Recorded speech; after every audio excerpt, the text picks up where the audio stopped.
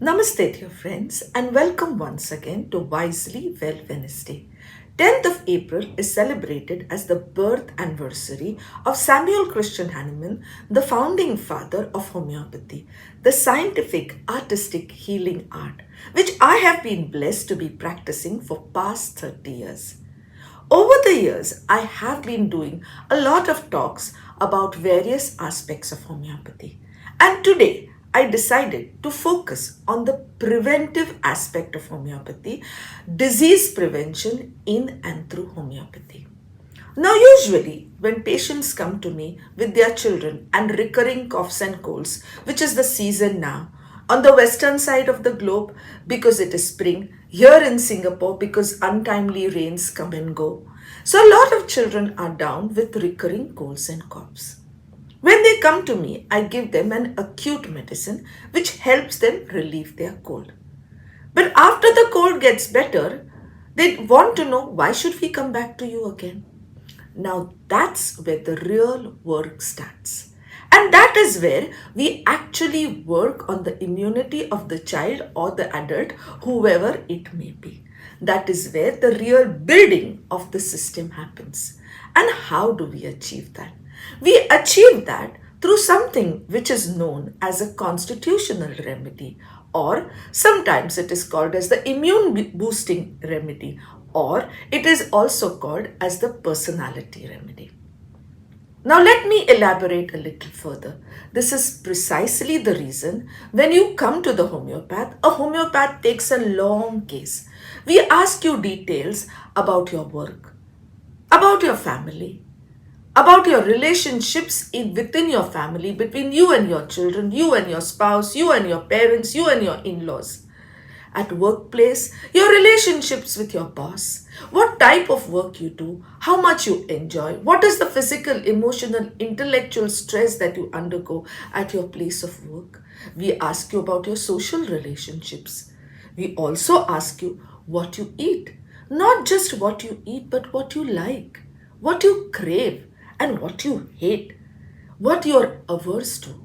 We ask you how many times do you move your bowels. We even ask you, as some children tell me, funny questions like what's the color of your poop? Well, a poop tells you a lot about your health. We ask you how many times do you wake up in the middle of the night to go and pee?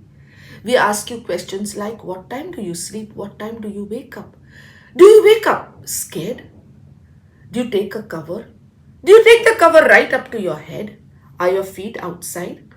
Or are your feet inside? Do your feet feel cold? Do your hands feel cold? Sometimes people wonder, why are you interested in finding so many details? How does it matter where I work and what sort of a work do I do? What is it your concern where my parents are and what is my relationship with my parents? Well, all this matters because all this gives us an insight into your personality. Not just your personality, but where exactly your personality is feeling the stresses. So you see, we are almost like a painter. We are painting a sketch of you. And when we have a perfect sketch, we go to a big books, our repertories, our materia medica, where we match your personality type with the picture of a remedy type. If the fit is perfect, it is eureka. You get results like this. But if the fit is not perfect, well, it is a little out of perfect. We have not hit the bull's eye, then it takes longer for recovery to come about. Now, yes, this requires a skillful, experienced homeopath who'll go deeper and deeper into your personality layers. But it also requires honesty and trust from your side to give the homeopath all your details without holding back. We are really not interested in any gossip here. And believe me, all of us homeopaths keep what is said within the confines of our consulting room inside there. While all doctors are bound by the confidentiality oath, we keep things confidential. What you tell us, stays with us. But that helps us come to the remedy picture. Where I was growing up, my mother always said to me, doctor and lawyer are the two people to whom you must share everything about yourself. Only then they will be able to help you to the best of their capacity. You're doing yourself service when you open your heart to your doctor or to your lawyer. So, yes, please do place some trust. Now, let me give you an example.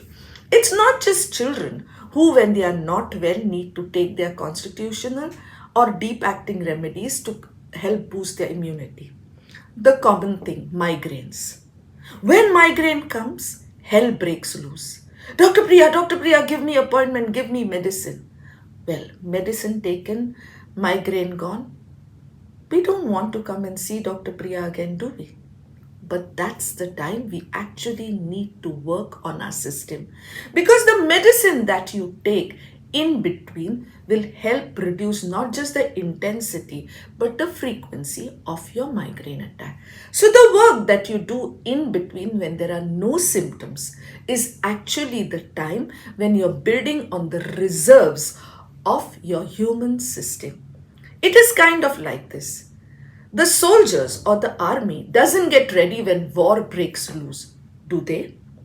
When there is no war, when there is peace, that is the time the army is building its reserves and resources, so that when war comes, you are able bodied, you are ready to fight. You have to be fight ready. We are in the throes of a pandemic. If we don't build on our immunity, if we don't take care of our immunity, vaccine or no vaccine, we will not be able to face any virus, be it corona or common cold. So, our immunity building all our reserves is very, very important. Now, is the constitutional remedy standard for all? Of course not. It varies from person to person, because homeopathy, as I have said in my previous talks, believes in individualization. Every human being is unique. We are really, really unique, so our remedies are unique. But sometimes in the family, a mother and child may have the same remedy, because a child is evolving. And hence, in children, we don't even call it constitutional medicine. We call it deep acting medicine. When the child grows and reaches his adulthood, that's when his personality crystallizes, and we can say that remedy is a constitutional remedy which may or may not change in future depending upon what stresses that system faces. Now, how often the constitutional remedy is given, in what doses the constitutional remedy is given, in what potency the constitutional remedy is given, depends on what are the challenges your human system is facing. Let's say there is a person who has thyroid. If the thyroid levels are in the initial stages, the repetition would be lesser. But if the thyroid is already way beyond, in the sense the thyroid, it's a hypothyroid case, where the levels are really low, where we need to stimulate the system more often, the repetition might be more. Here, the potency might be less, but if we find that the person is very, very sensitive, then the potency might be more.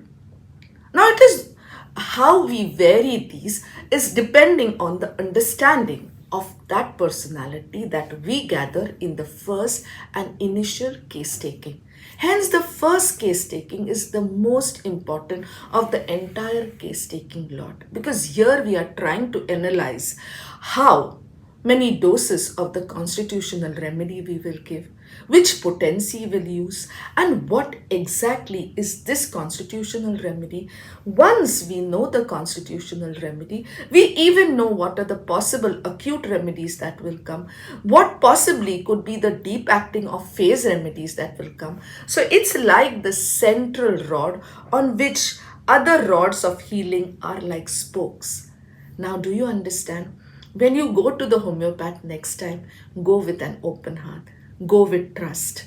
And Homeopathy needs a lot of patience and perseverance. So, do visit your homeopath when you're symptom free so that your homeopath can actually build on your reserves such that your acute conditions come less often and in lesser frequency, and over a period of time you can actually get rid of those acute conditions. Not only that, when you have been with an homeopath for some time, a homeopath knows, oh, now is the time stress is going to come. So I have to fortify this system in advance. Simple example for all those women who get migraines. If you're in tune and touch with your homeopath, and the homeopath knows that the migraine is going to get aggravated before the period, the homeopath will plan it accordingly, such that your system is able to handle the hormonal imbalance. So, do you understand? Homeopathy is not just a curative science, it is also a preventive science. And isn't prevention always better than cure? So do go to your homeopath, do ask him to find your constitutional remedy, and do ask him to give it to you when you're symptom free, such that your system is at the optimum state of health and you are able to prevent most illnesses. On that very, very healing note, I wish you all health, happiness, and harmony. Thank you.